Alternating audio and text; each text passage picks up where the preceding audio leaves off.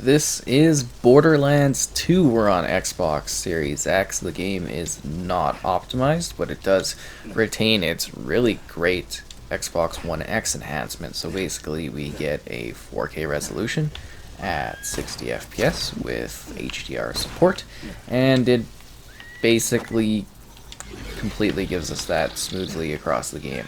So we're going to be showcasing, how it's running, the style of the game, what it is, and hopefully giving you context of what the experience is, and maybe kind of going over it in case this is your first time experiencing Borderlands, or Borderlands 2, I guess.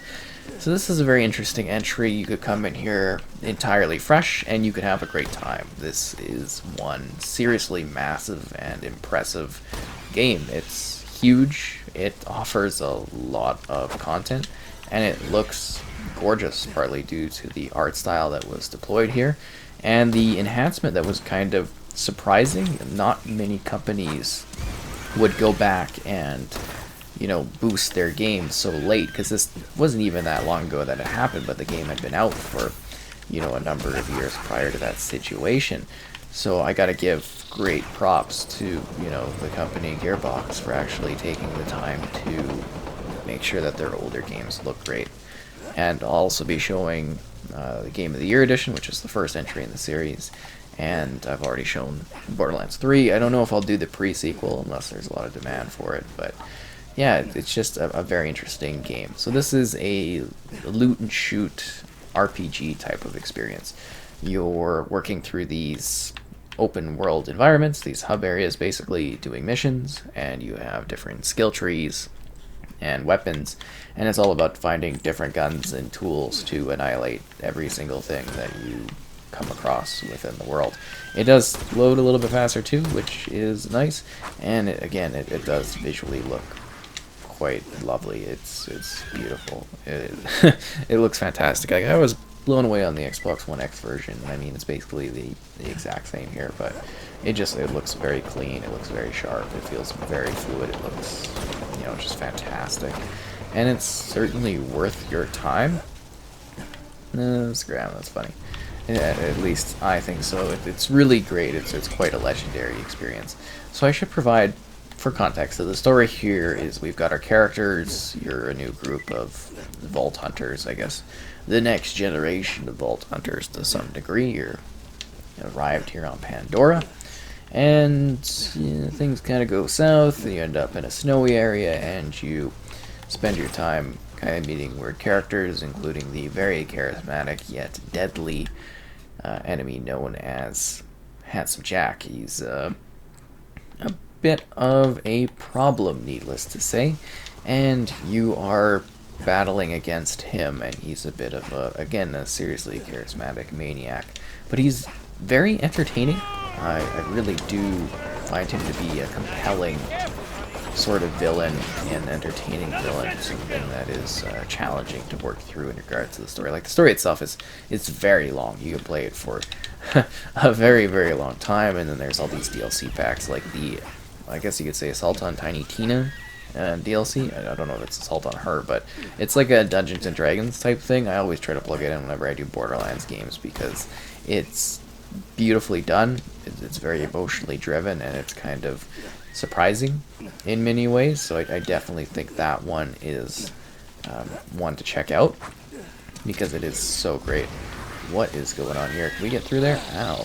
Nope, that's just gonna absolutely wreck my shields.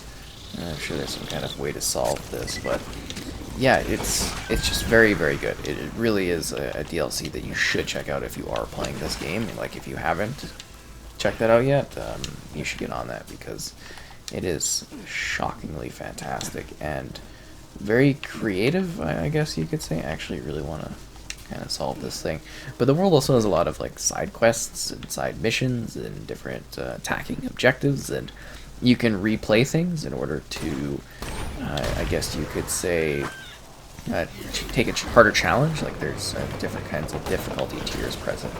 And I think that's kind of fun. How do you actually get in there? Like, oh, grief. Yeah, so many different like skill challenges you have to work towards, which are just very humorous. Can I actually get on this roof? Sorry, I've never done this area, and it's kind of bothering me to a degree because I am fascinated by this. Do we have to blow something up in there?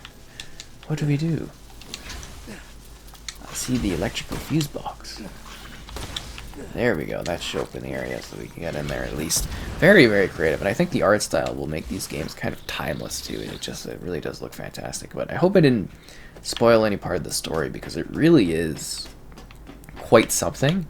You know, I think it's genuinely shocking what happens and how certain events play out and the experience in general. But I want to switch over to another location, which I don't think we can. No, yeah, we can. We can get this fast travel point. Frostburn Cavern. I'm trying to think of what is like a very main area that we can kind of drive around in, because the big part of the game is always the driving. The driving really does sort of take a lot of performance. It takes a lot of effort, and it challenges the consoles to a far higher degree than regular gameplay does in many situations, which is kind of fun.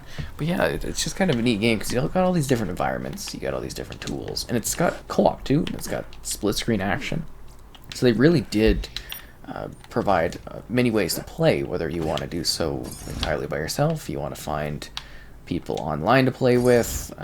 You know, you can do really all of that in here. I think that's fantastic. And well, it's not as complex as the third game was. The third game took forever to come out. This one really was great. I still think it's one of the best RPG games ever sort of released. Really? Is this the... I don't know if we'll get out of here. Yeah, there we go. It truly was quite an extraordinary release. I remember the first day playing it and being like, wow, this is insane. Like, it's the first game, but built up to such a crazy higher degree in terms of, like, you know, content and stuff like that. Now, keep in mind, as we show off these areas, that they're not massive selections and spots, but they are in the context of what this game sort of is. It's not... I don't know how you describe it.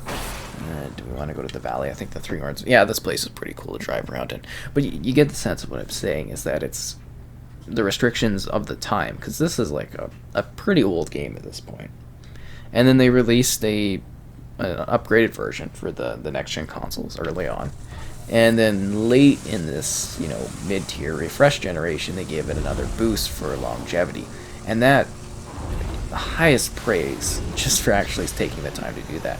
But it's so, like, smooth now, it looks so good, it just plays so well.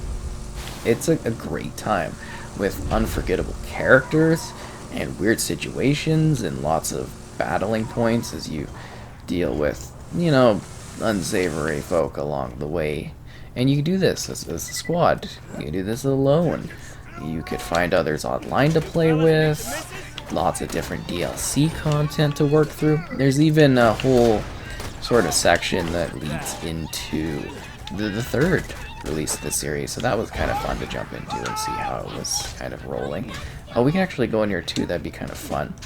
So this is kind of like a, I guess you could say, a death area and stuff like that. Just in regards to, well, what the situation is. This was like part of the main campaign. You go and you fight some bosses, and I think there's like Ninja Turtles and stuff, which was kind of funny. The game's got a lot of Easter eggs and references. And if you're wondering why I'm making everybody like mincemeat, it's because I'm like a super high level on a low tier campaign thing, because I earned the right not to be challenged at all. And that's kind of just fun for me when I'm playing these games, is to, you know, be able just to decimate things. And you jump onto a harder thing, you're like, oh, I've actually got to try to survive. Because you get down, you can get like a second wind if you kill something while you're down, which is kind of fun. And it's a game about getting like a bazillion weapons. Like, you're constantly changing guns and stuff, finding better loot, better like class mods and everything. It's super impressive. And there's like this whole environmental aspect.